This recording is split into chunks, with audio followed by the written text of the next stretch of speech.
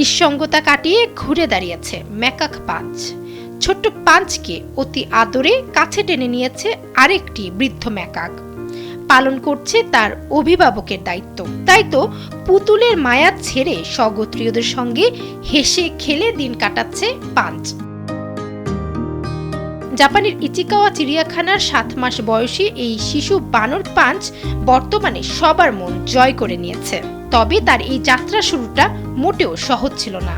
প্রথম দিকে দলের অন্য বানরেরা তাকে বেশ মারধর এবং হয়রানি করত।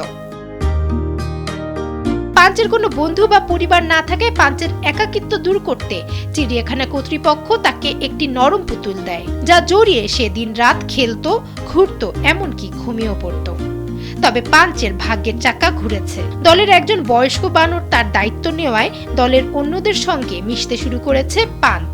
জন্মের পরপরই মা পাঁচকে পরিত্যাগ করেছিলেন। বানরদের মতো সামাজিক প্রাণী হিসেবে পাঁচের জন্য ছিল এটি একটি বড় ধাক্কা।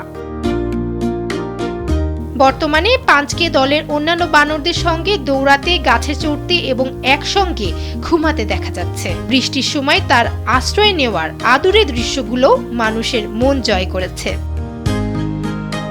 ফামিহা সুরওয়ার্দী, সময়ের আলো।